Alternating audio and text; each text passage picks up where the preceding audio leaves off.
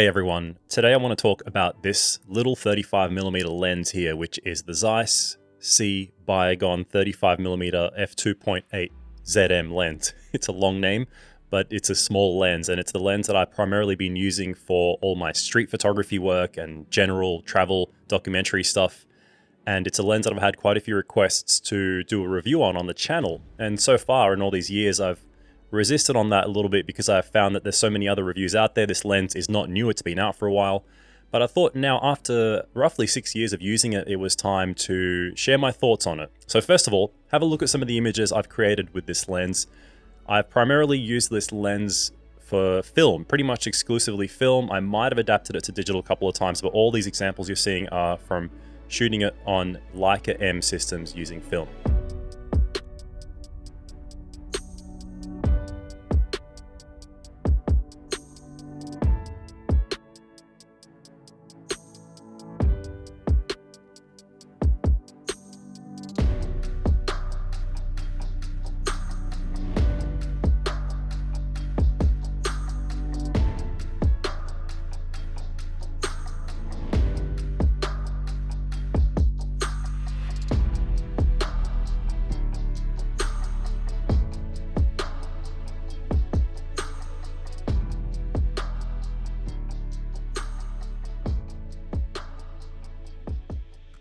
So I'll touch a little bit on the background and setup of this lens, but then I want to focus more on the experience and usage and my recommendations for a good 35mm lens for street photography. So first of all, 35mm is my favorite focal length for general documentary and street travel work. I do also like to shoot 28mm when things are a little bit more crowded, for example, or I want that wider angle. But most of the time, if you ask me if you could choose one lens, it would be 35mm.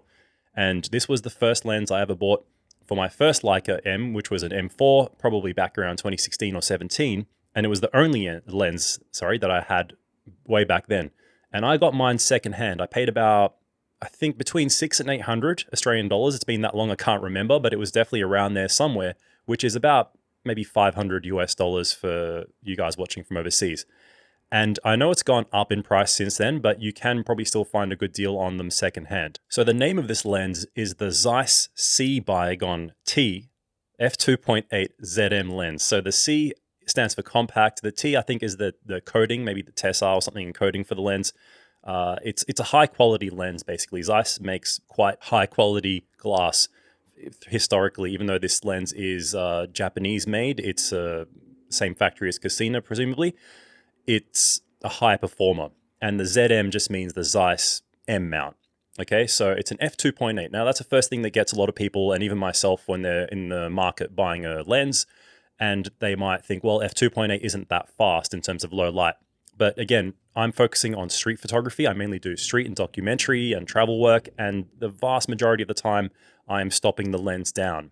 So for me, between this and the f2 version, for example, it was an easy pick to go for this one. Why did I go with this one? Because, of course, I don't really need that f2. It's compact. It's smaller than most other 35mm lenses on the market. You can see how compact it really is on a M body there, and it barely even shows up in the viewfinder, which is really important when it's just a general purpose lens, because it's also not going to feel heavy. It's small, compact, keeps the kit compact, keeps things more inconspicuous, which I think is more suitable for street photography. And because it's an f2.8, you get a lot of quality in terms of edge-to-edge sharpness, even wide open. Not that that's the primary thing I'm looking for, but it was just the combination of all those things, just the general ergonomics, usability, form factor of the lens, the aperture stops, the focus ring, everything is great on it. So that would be my same recommendation today if you're in the market looking for a lens and you're trying to decide between, do I really need f2? Sure, if you're someone who shoots a lot of portraits or that's your primary thing, but to be honest, I even think that f2.8 is plenty fast enough for low light. It's enough to get a little bit of shallow depth of field when you're focusing on someone up close.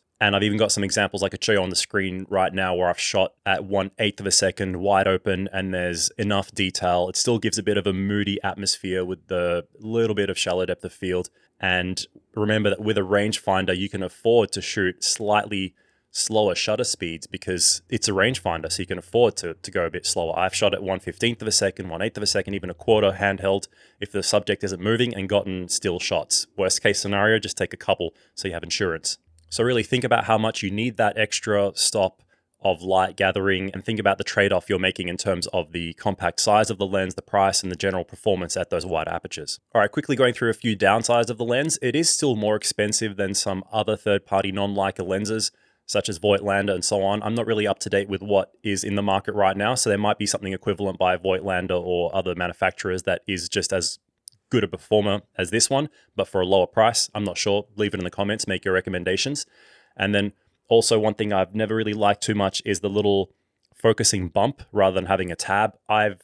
When I first bought the lens, that annoyed me a little bit, so I came up with a solution. I've talked about this in other videos and even made an entire blog article on my website about an aftermarket tab by 7 Artisans that I've adapted and stuck on to fit this lens, and has worked really well. Up till recently, it actually fell off. For years, it stuck on really well, but eventually it was starting to peel off, so I took it off.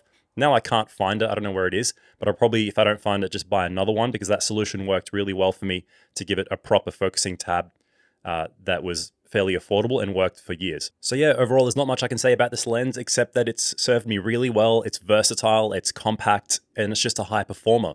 And if you're torn up about wanting to get a Leica lens because you're shooting a Leica camera, I'm really not the kind of person who thinks that you need to shoot a Leica lens in order to get the most out of the camera. For me, it's more about the way the actual camera works as a rangefinder and how it feels to operate. And then the lenses of the Zeiss give a particular look that I actually quite like. I have shot Leica lenses, I have compared them. I don't think generally it's worth that jump up in price unless you really want that character. And if you're torn up between this and a Summicron, Ken Rockwell even says that this is better than the Summicron. And if Ken Rockwell says it, Lord Rockwell, then you know it's true. But all jokes aside, I think for the money, this is a no-brainer. It's a really good lens. If you have any questions about it, leave it in the comments. I'll let the images speak for themselves in terms of my usage with film. I know this might not be applicable to people shooting digital, but from what I've heard, it's great on digital too. So I hope you enjoyed this short little mini review sort of video on the Zeiss ZM 35mm Bygone long name lens. And I'll see you on the next video here on the channel.